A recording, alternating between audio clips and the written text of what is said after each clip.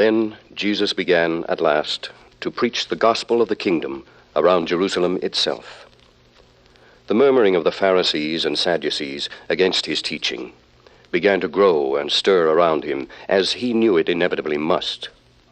But calmly he went on showing, in his healing works and living words, the way toward salvation.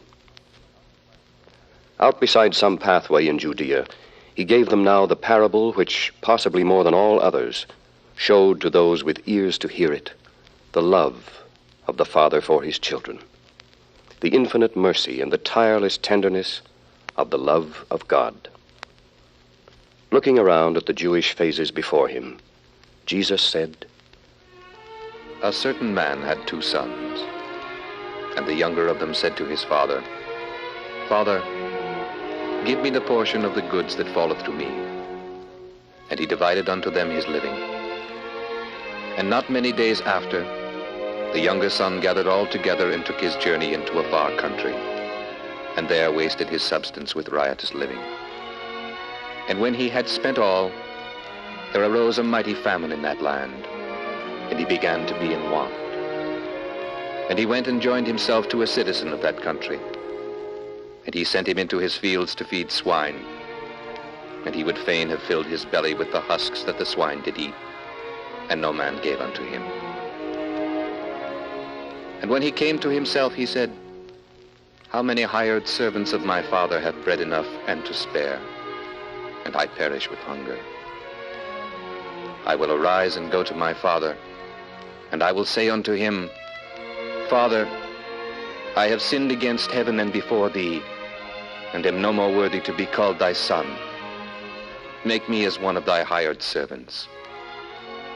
And he arose and came to his father, but was yet a long way off.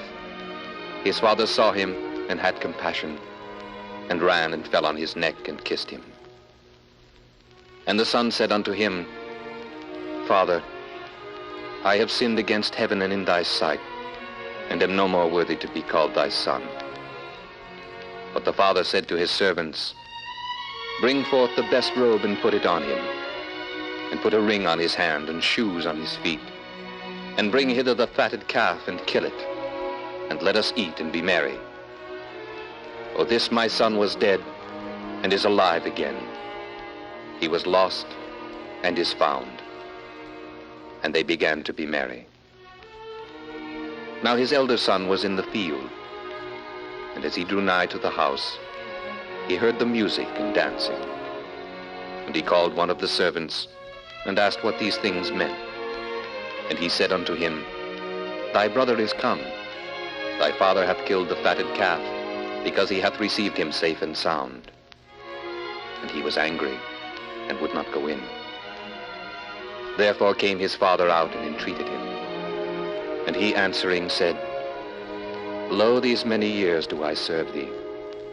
Neither transgressed I at any time thy commandment, and yet thou never gavest me a kid, that I might make merry with my friends.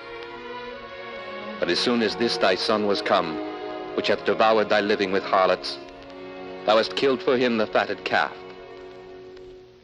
And he said unto him, Son, thou art ever with me, and all that I have is thine.